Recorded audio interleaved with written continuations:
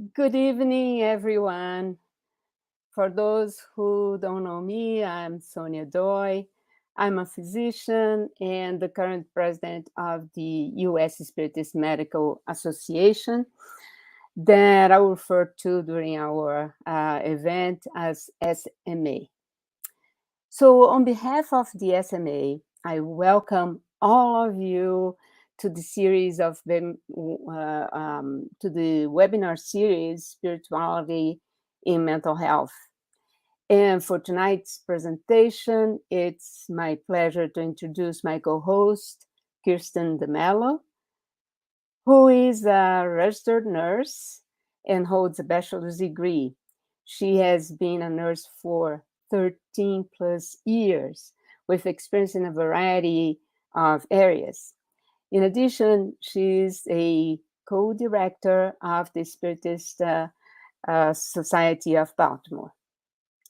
And tonight, we are honored to have with us a distinguished speaker, Dr. Harold Koenig, to talk about religion, spirituality, and mental health, research, and clinical applications. But before we introduce Dr. Koenig, I'll give a brief introduction for those who are not familiar with Spiritism and with the SMA, to be acquainted with that. So following that, I'll ask Kirsten to say an opening prayer, and she will introduce Dr. Koenig. So Spiritism is a science supported by empirical evidence and is a philosophy based on moral teachings of Jesus. The main tenets of Spiritism include the existence of a supreme intelligence, the immortality of the soul, reincarnation, mediumship, and plurality of inhabited worlds. It's important to note that Spiritism is open to all beliefs and religions and has no discrimination whatsoever, including race, gender, ethnicity, or culture. The SMA is a nonprofit organization directed by Spiritist medical doctors. And I'm going to just mention some of the purpose of SMA and the vision and the mission. The purpose of our organization is to improve clinical treatment outcome by teaching about the influence of the spirit or soul in physical and mental health. The vision is to advance spiritual care in routine clinical practice. And our mission is to educate healthcare professionals and support research on the impact of the spirit or soul in physical and mental health. The SMA-US works by organizing conferences, webinars like this one, and publishing articles. You can support our cause by becoming a member. There are free membership categories, and in summary, everybody can become a member. So we are going to put the link for membership in the chat in a few moments. So now I would like to ask Kirsten to lead us in prayer so that we are all involved in a serene environment. Thanks so much, Dr. Doi. All right. And everyone now just join me in this humble moment of prayer as we lift up our thoughts to our divine creator, thanking him for this moment and our spirit benefactors, asking them to guide us through this evening's lecture, to help our hearts and minds to be open, to receive and take in this knowledge. We pray, dear God, that you may bless our speaker and inspire him, Dr. Koenig, and all those connected to him. We thank you, dear Lord, for this moment to be together in this virtual setting to enrich our hearts and our minds, drawing us closer to you, dear Lord. We thank you, and so be it. All right, welcome, Dr. Koenig. It is such an honor to have you here with us, and it's such an honor and a pleasure for me. I'm definitely humbled. Let me go ahead and introduce who Dr. Koenig is and a little bit about his background.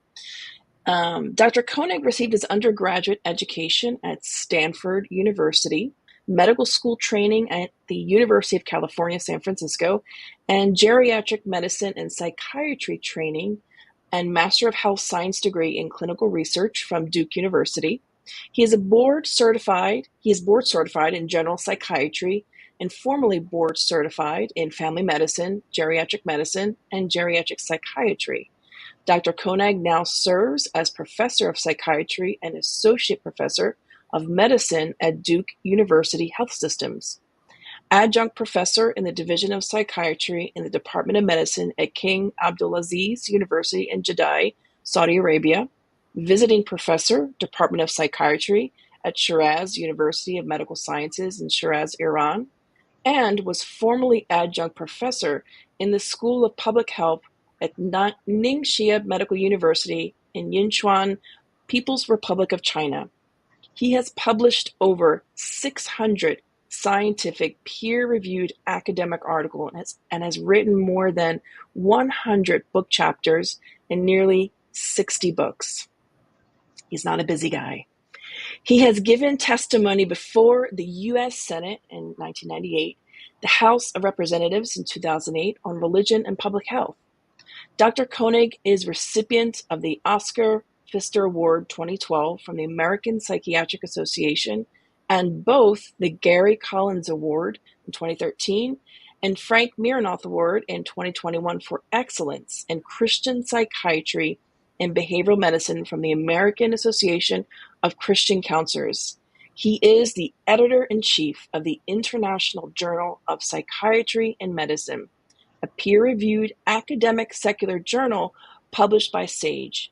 He is the lead author of the Handbook of Religion and Health, 3rd edition, 2023, with Professors Tyler Vanderweel and John Raymond Petit, Department of Psychiatry at Harvard Medical School.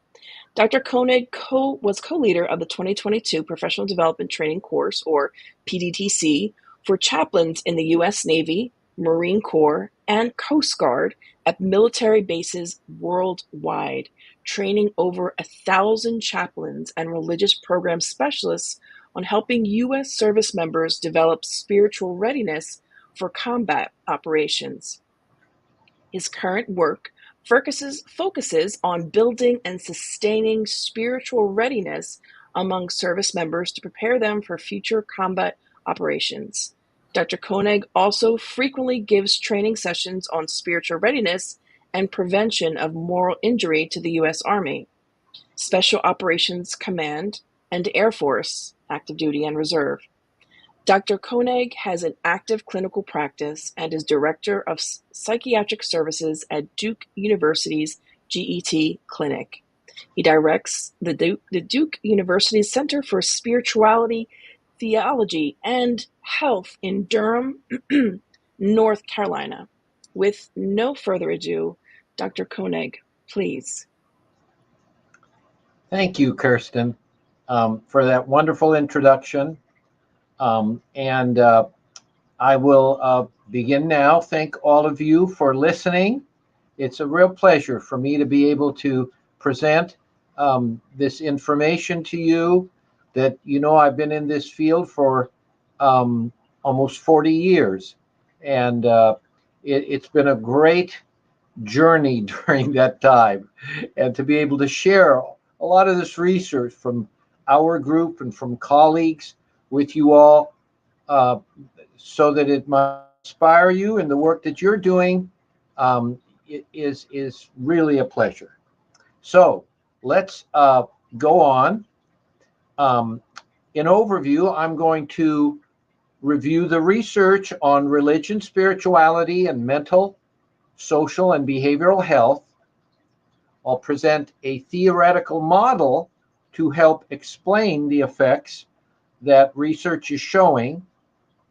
I'll provide some clinical applications, including the mental health spiritual history, which clinicians might decide to administer to patients when they first meet them and throughout the time that they provide care to them.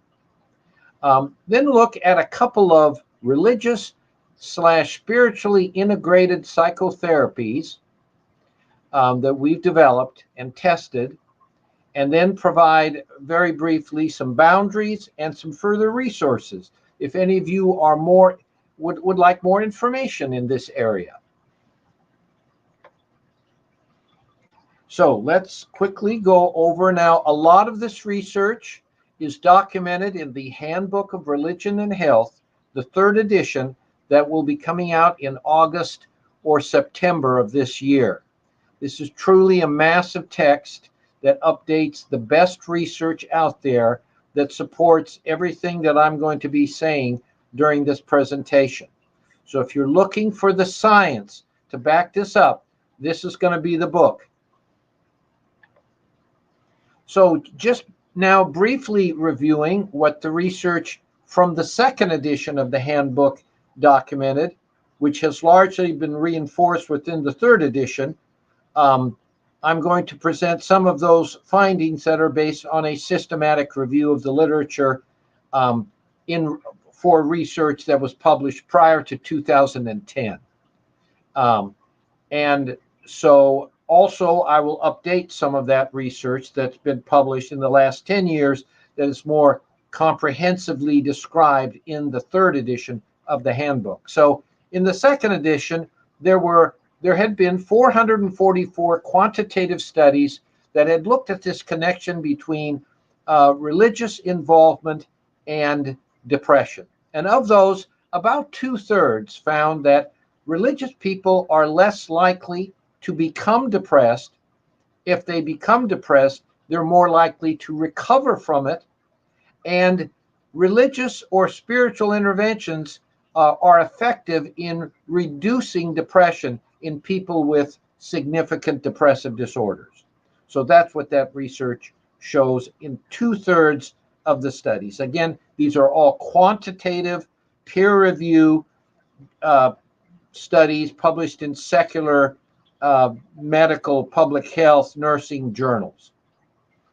And 6% of those studies actually found more depression among those who were more religious, although there were 10 times more studies found that religious people experience less depression.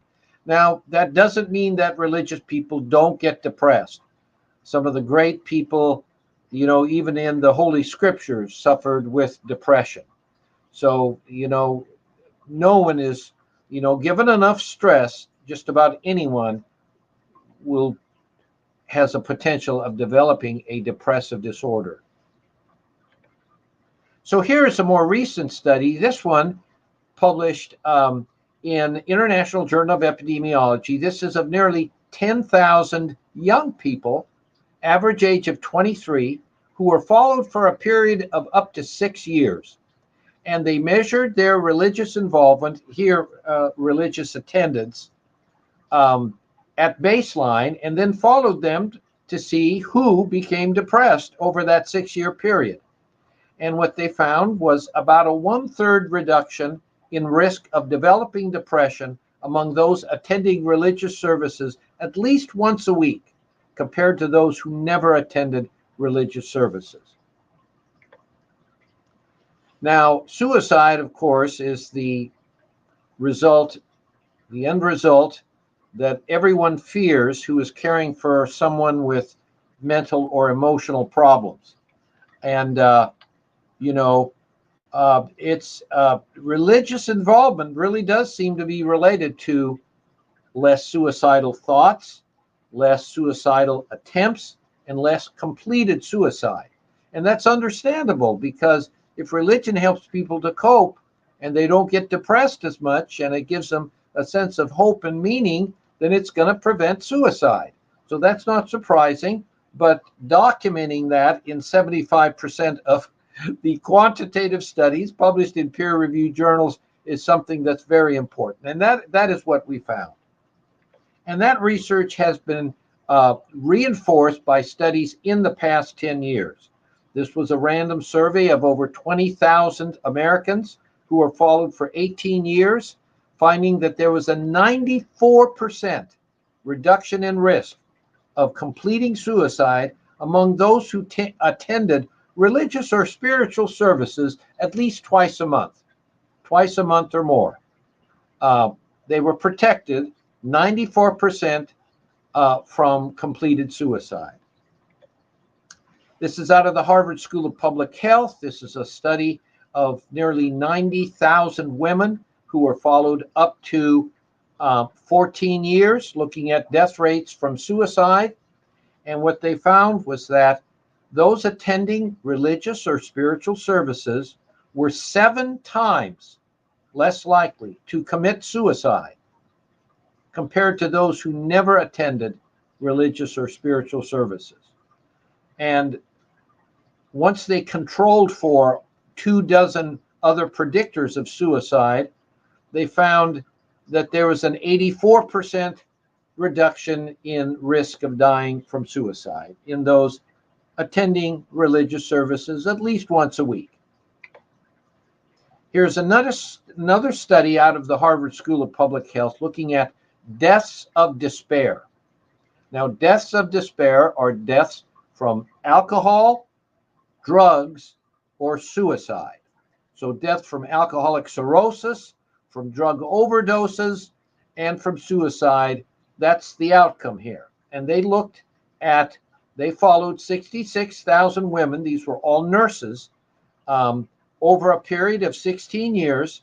And they looked at the risk of dying of a death of despair among those who attended religious services at various frequencies, finding that there was a 70% reduction in risk of dying from a death of despair among those who attended, again, religious services at least once a week.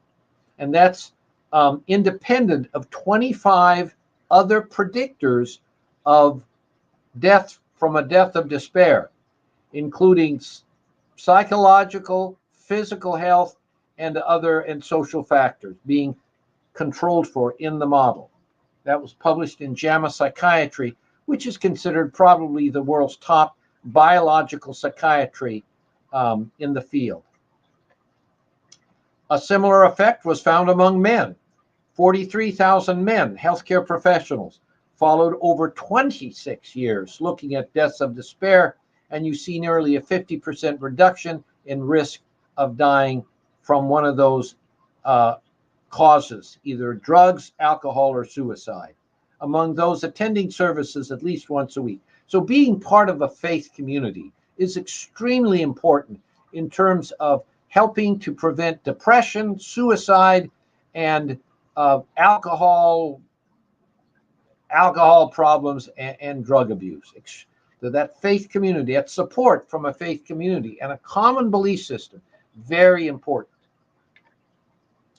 Here, just as part of the research systematic review showing that 80 to 90% of the studies in this systematic review documented in the second edition of the Handbook of Religion and Health, published in 2012,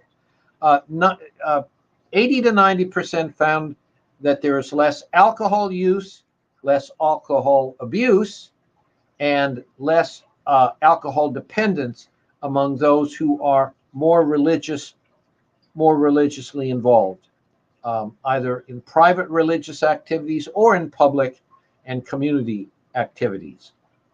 Same applies to illicit drug use. 80 to 90% of studies find that religious people have other ways of coping with difficult life problems that doesn't result in a drug addiction or a death from drug overdose.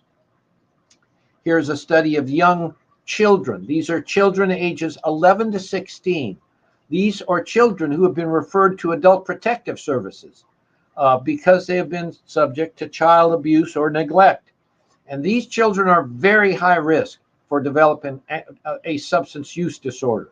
But among those who indicate that religion is very important in their life, they're about 50% less likely to develop a substance use disorder based on this 18-month study that followed approximately 500 adolescents over a period of 18 months, predicting the onset of a substance use disorder.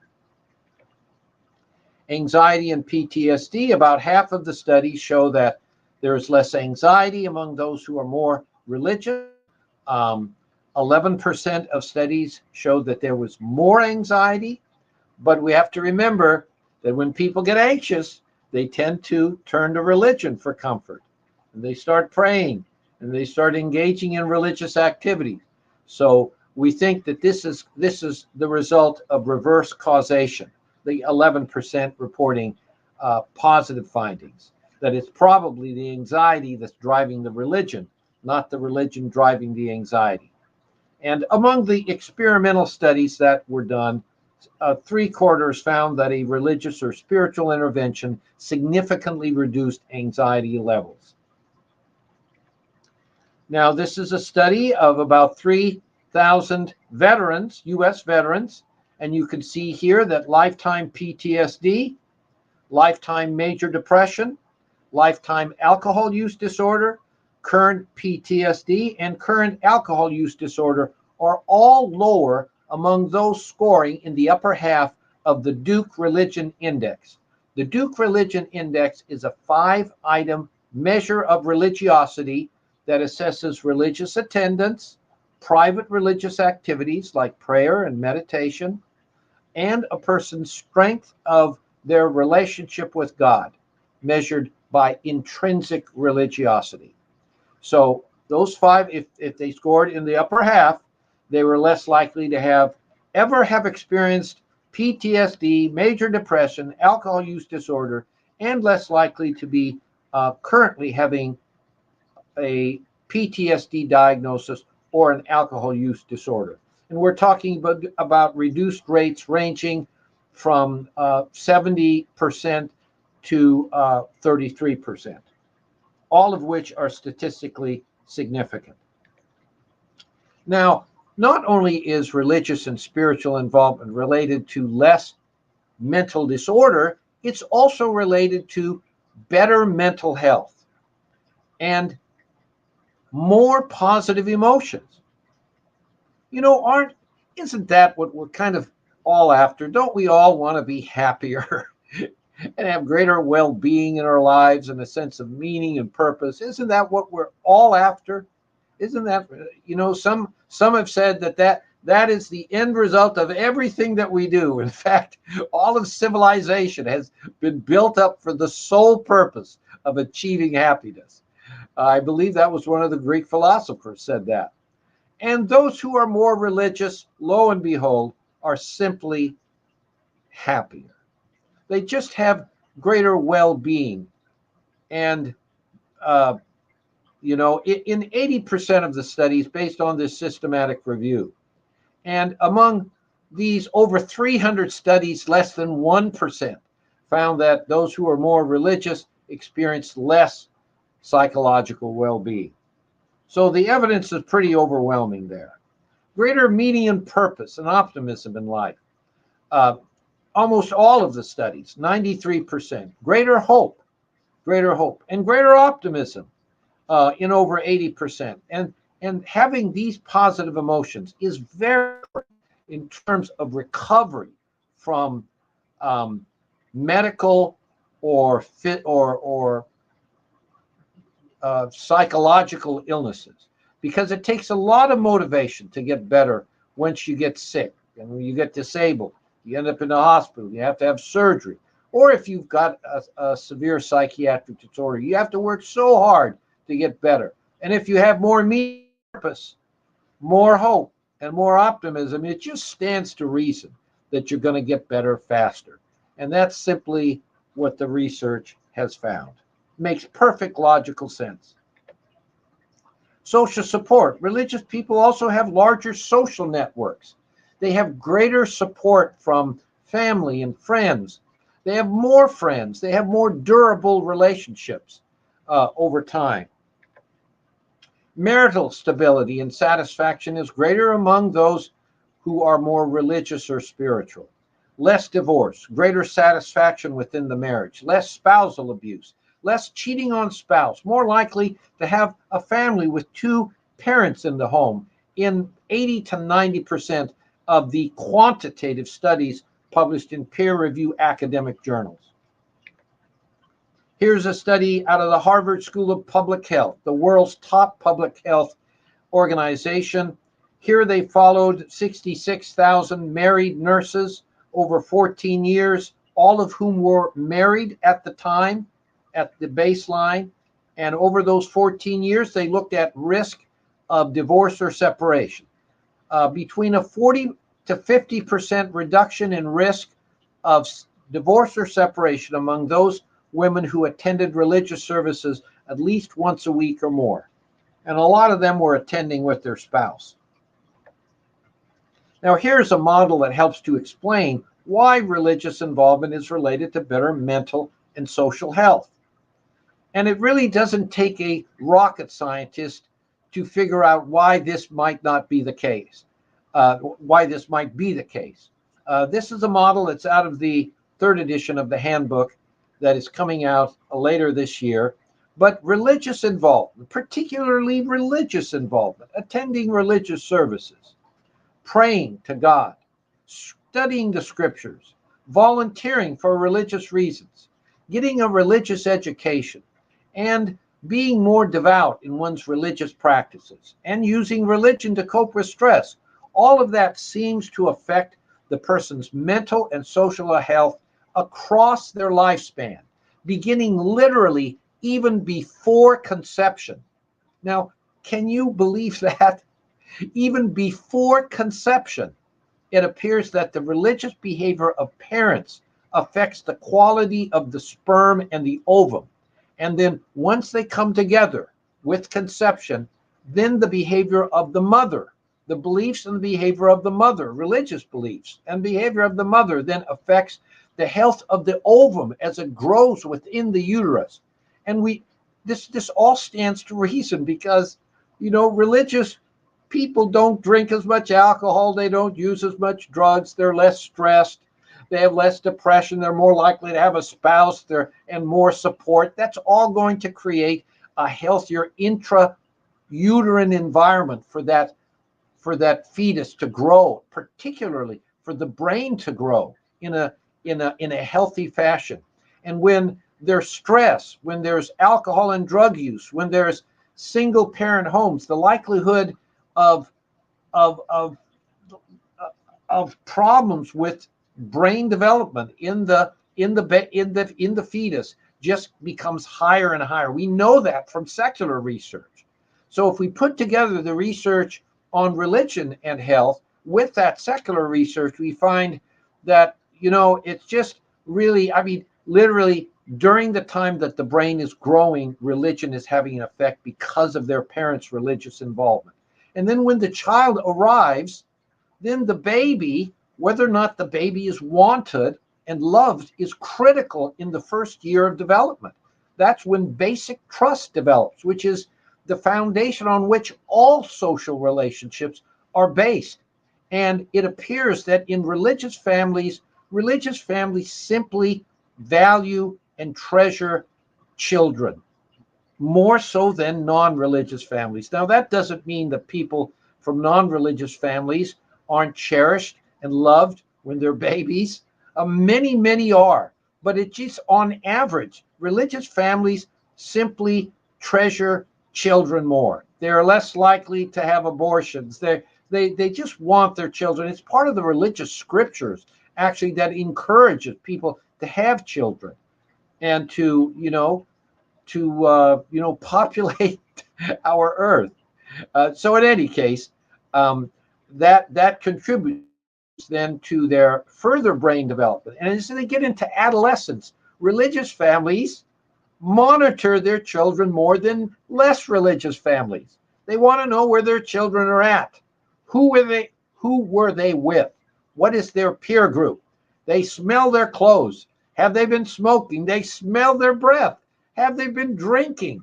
And if they have, oh man, the boom comes down on them and the privileges are lost. So this parental monitoring, research shows this, is higher among those families that are more religious. And the kids hate it. But, once they get older, they realize what a difference that made. And then as you get into middle age, then you have to cope with your job. And, believe it or not, job performance and job satisfaction is greater among whom? Yes, those who are more religious. Those who are more religious are more likely to do a good job, work harder, enjoy their work, help their colleagues out on the job, all of which enhances job security and it helps them to rise up in their profession.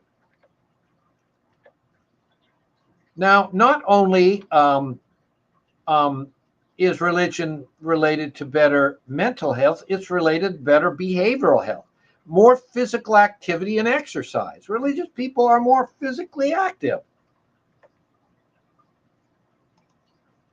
And here's a study out of Europe, 23,000 people, in fact. And lo and behold, those who are more religious versus everybody else, this is in Europe, this is in secular Europe, are 50% less likely to have no moderate physical activity and 40% less likely to have no vigorous physical activity. So they're more likely to be active if they're in Europe. And the same is true for the US. Now, there is one type of activity that they're less engaged in outside of marriage, and that's sexual activity. Less likely to have extramarital sex, more likely to have safer sexual practices, in other words, fewer partners, fewer high-risk sexually transmitted disease activity in 80 to 90% of studies. What that means is less sexually transmitted diseases, including the human papillomavirus that results in cervical cancer, including the human immunodeficiency virus that results in AIDS, and many of the other venereally transmitted diseases are less common among those who are more religious. Here is out of the Harvard School of Public Health, again, studying adolescents over time, looking at early sexual initiation, showing that those who are attending religious services with their families are about 1/3 less likely to initiate sexual activity earlier in life. They wait. Oftentimes, they wait until marriage. Consequently, they are less likely, this is the same group out of the Harvard School of Public Health, they're about 20% less likely to have a sexually transmitted infection if they're, involved in less sexual activity that's done at an early age. Abnormal pap smear is less common among adolescents in nearly 20%, all statistically significant, again, because there is a lower likelihood of contracting that human papillomavirus, which causes changes in the cervix and eventually cervical cancer. Diet and weight. So religious people eat a better diet. The only problem is they eat too much of it. So religious people tend to be heavier. They tend to weigh more than those who are less religious. Now, as you can see, 40% studies showed heavier weight, 19% showed lower weight among those who were more religious. Now, actually, some of the more recent prospective studies don't show an actual gain in weight, but it appears that religious communities attract those who are overweight into the congregation. Less cigarette smoking and other unhealthy habits. So religious people, after a while you start thinking, my gosh, religion affects everything. It does. That's just the fact. It affects everything. It affects smoking habits. 90% of studies, young people, most of these studies in young people, showing less cigarette smoking, less time online gaming, less time watching TV or involved in screen activity, less pornography use, more seatbelt use, better road safety, less drinking and driving. All of these behaviors are going to affect that person's health over their lifetime. Here's a study again out of Europe. This is out of Poland. This is a prospective study of over 6,000 adults showing a lower risk, nearly a 60% lower risk of smoking among those attending religious services more often. Once again, its involvement in the faith community that seems to be so crucial. Now, the physical health consequences of better mental, better social, and better behavioral health are vast. I don't have time to talk about them today, but there is less heart disease, lower blood pressure, lower rates of stroke, less cognitive decline with aging, better concentration, less physical disability with aging, better immune functioning, better endocrine functions, lower stress hormone levels, lower death rates from cardiovascular disease and cancer, and greater overall longevity among those who are more religious. What are some applications? The most important application is taking a spiritual history.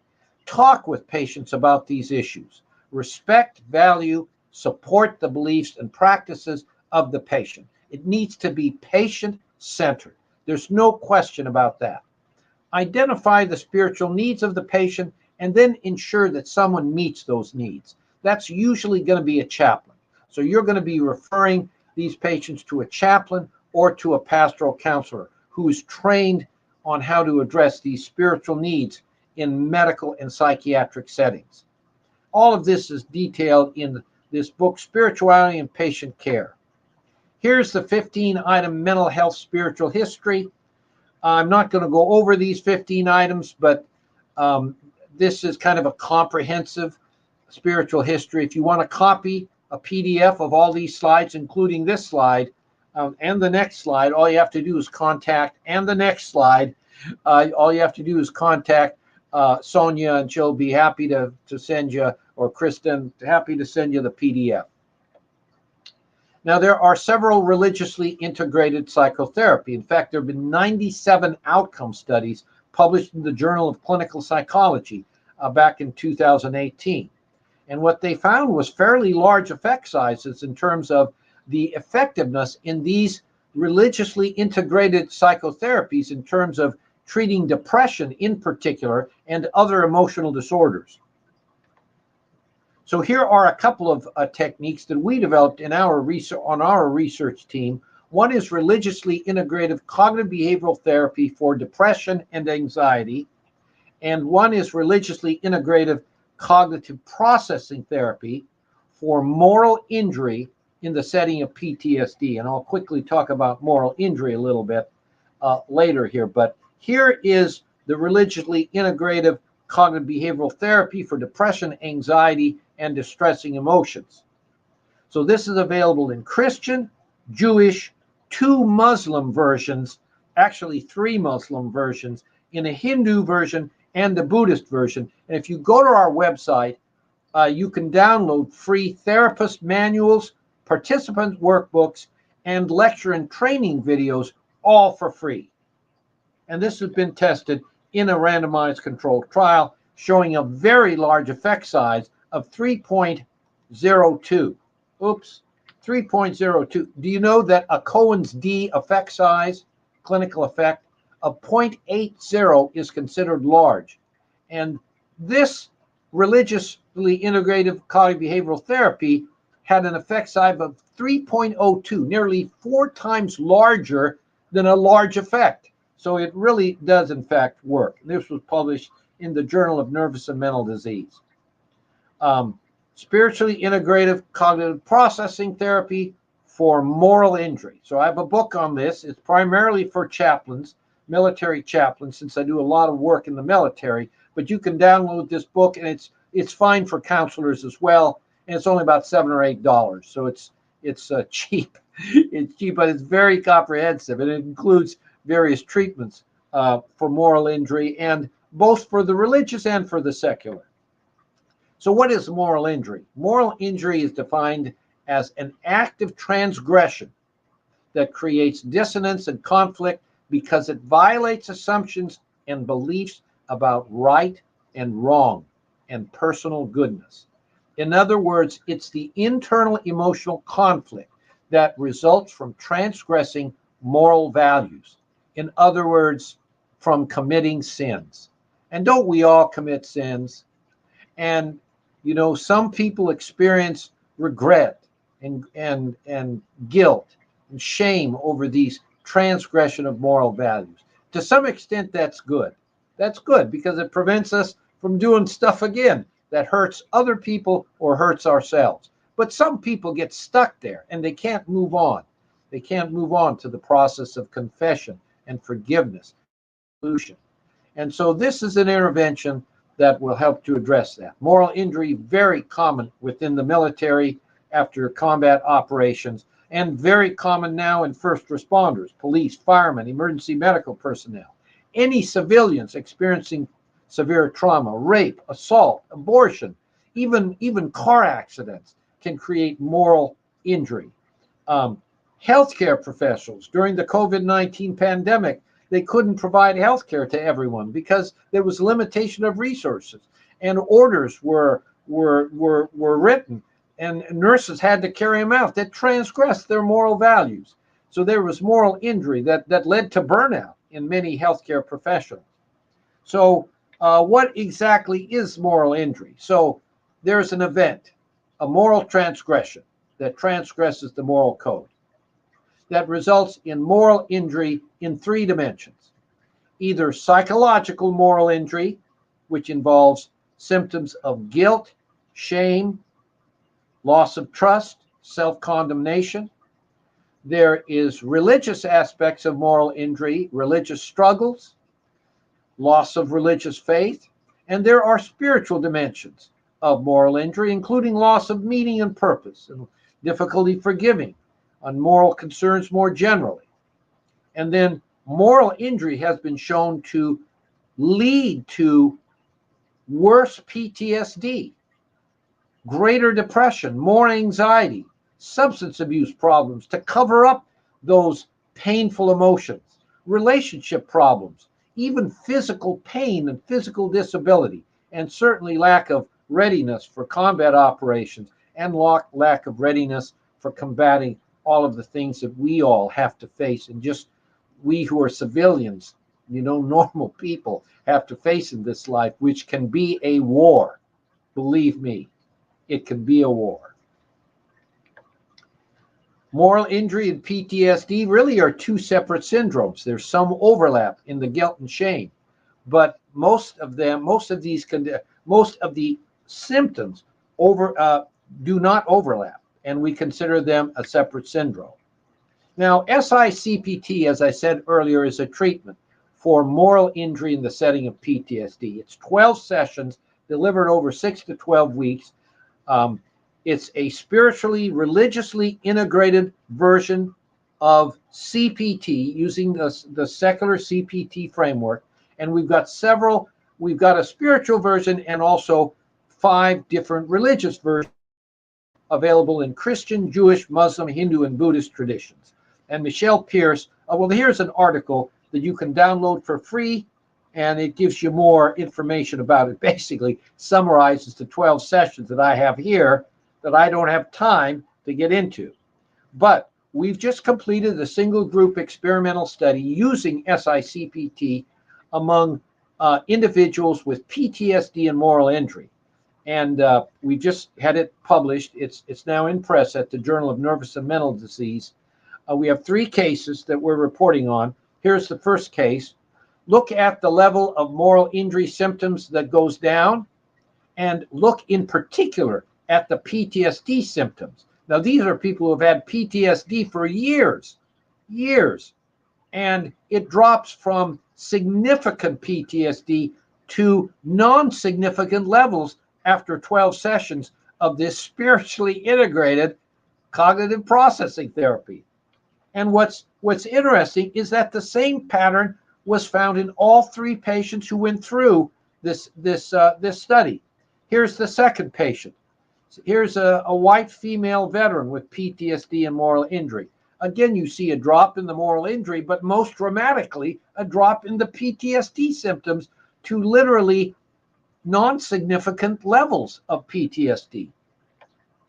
The same occurred in the third case, who was a white male veteran with PTSD and moral injury. Here it reduced the moral injury symptoms significantly, but also dropped the PTSD symptoms, which actually worsened at session 6 and then dropped dramatically to non-significant levels. So if you want, the manuals, the therapist workbooks, patient workbooks, send an email to Michelle Pierce. Now, boundaries that shouldn't be crossed: do not prescribe religion to the non-religious patients. Don't force a spiritual history if the patient's not religious. Don't pray with the patient before taking a spiritual history, and unless the patient asks. Don't try to spiritually counsel patients unless you've got training to do that. Don't do any activity that's not patient-centered and patient-directed. Remember, it's about the patient, not the mental health professional. In conclusion, religious involvement is related to better mental, social, behavioral health, improves these aspects of health over time, and consequently, it's related to better physical health and greater longevity. All clinicians should take a mental health spiritual history. Religiously integrated psychotherapies do exist for many disorders, especially depression, anxiety, other forms of internal emotional distress, such as moral injury and PTSD. There are boundaries, however, that should seldom be crossed when addressing these issues in clinical practice. So some further resources. This is my most latest book. This book is, I think, of the 60 books that I've written, this is the best one. I wrote it with my wife. And truly, there is nothing more important than faith. There is nothing more important than faith in God. And this really focuses on that. It develops the argument for the fact that there is nothing as important as faith. I talk about the crisis in faith. We talk about the barriers of faith.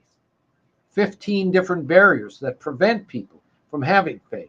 We talk about the fragile nature of faith, how it becomes less common, or it kind of disappears when you don't nourish it. We talk about that faith is necessary, but not sufficient. There needs to be love as well.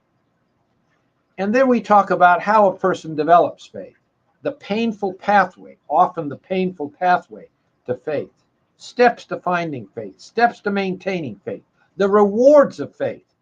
We talk about our personal stories in very, very personal manners, some of which, I'm quite frankly, I'm embarrassed even, for some of the things that I did within our marriage in my earlier years, pretty embarrassing, but it's all out, it's laid out there. We just thought that people needed to know because we wanted to help people develop their faith.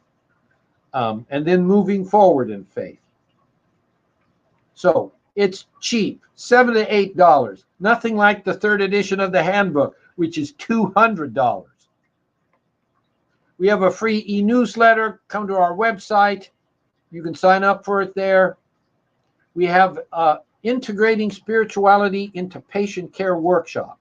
Come to Duke. Come to Durham, North Carolina on August 19th. And we have an entire day to help train you how to integrate spirituality into patient care. Now, if you can't come to Duke, then we have an online workshop all day long on September the 9th that you can sign up for. And then, since you're going to be, if you decide to come to Duke on August the 19th, come 1 week earlier and attend our 5-day research workshop and learn how to do research in this area and really learn more comprehensively how to integrate spirituality into research and into your academic career. And if you want interested, send me an email. There I am, harold.koenig@duke.edu. Here's our website, lots of free stuff up there. And we've got about 5 minutes. I wish there was more time, but I wanted to cover the material. Thank you all very much.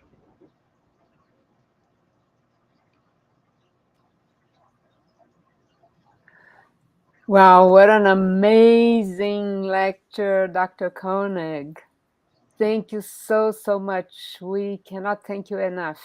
And I'm going to be the first to buy your books right after this lecture, especially the one about faith. That's amazing. I think it's going to help a lot of people.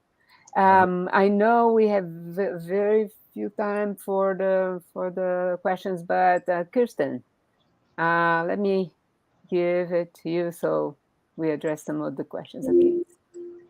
Absolutely. Let me just pull it up here. First of all, yes, amazing, Dr. Koenig, everything that you shared, and Dr. Doi, I already beat you to it. I already purchased nothing more important on Amazon. Modern technology is Pick amazing. me. Click. Um, let's go ahead because we have so few minutes left to ask Dr. Koenig some questions.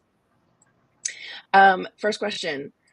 Here, let me just, I don't know if you want to share it on the screen or not, so Dr. Doi, but here, let me put this right here if I can.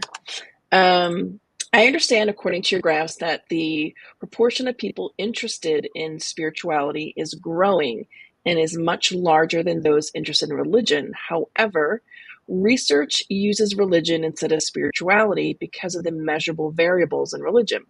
But then research is focused on a small contingent of people. How do we solve this problem? Or how do Yeah, we go about?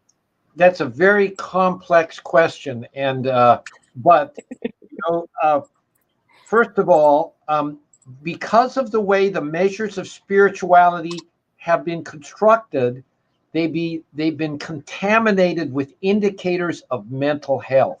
This is the biggest issue. So you're right that only measures of religion are those that are valid measures of this construct, because the measures of spirituality include indicators such as peacefulness, meaning and purpose in life, Mhm. well-being, existential well-being. That's how spirituality is being defined to begin with. So you cannot then look at the relationship with mental health because you've already defined being spiritual as good mental health. So there's no science there. There's no way to interpret those studies. And so that's why we focus on religion. Um, so that's the reason. And believe it or not, although spirituality is growing, there are still a lot of people who are both spiritual and religious. I would say the research shows more than half of the U.S. population. Wonderful. Let's wait. I think we have 2 minutes to ask another question real quick. Dr. Koenig, most initial assessments when patients are admitted into acute settings, for example, will ask if a patient has a religious or spiritual preference, and some go as far as ask if they would like some support in that area. What or how would you propose to change this, especially for acute or inpatient psychiatric settings? Yeah, I would first of all ask if there are any spiritual needs that the person has that are might be related to their psychiatric illness. And then if they say Mm, yes, then I would encourage them to see a chaplain or a pastoral counselor, and I would arrange for this to happen. That's how I would do it. It could be very short, very simple. You wouldn't have to ask those 50 questions, you know, excellent. but maybe the chaplain might want to ask those 15 questions as part of their spiritual assessment. Excellent. Last question. Um, Dr. Koenig, popular trends tell us that our youth are interested in obtaining fame and fortune. We live in the TikTok era. How could we make this data, the data that you shared, more appealing to them? Is it an issue for the family unit or societal responsibility as well? I think it's the first priority is within the family unit, whether they like it or not, whether the kids like it or not. You just got to raise them up right, you know, and you got to raise them with the faith. And I think that's really critical because they're not going to get it in school. They're certainly not going to get it from their peers, and society is not going to give it to them. So it's really within the home that it has to be done. Now, once they get out of the home, It's tough, but still, you know, part of the way life treats you is that it encourages behaviors that provide peace, meaning, and purpose, and it discourages those behaviors that lead to pain. And, sometimes young people have to experience the pain of just doing the wrong thing over and over again. But they do need to know that there's another way out, that there is a life out there that is possible, that is a life that is full with meaning, purpose, and, you know, and health for them. And one way to it, maybe the most important way, I think the most important, is through faith. I couldn't agree more. Thank you so much, Dr. Koenig. I'll Thank turn it you. over to you, Dr. Doi. Thank you so much for taking time. Your busy schedule. You're totally busy. We know that, and we really, really appreciate you giving time. You supporting our cause. We are really thankful to you.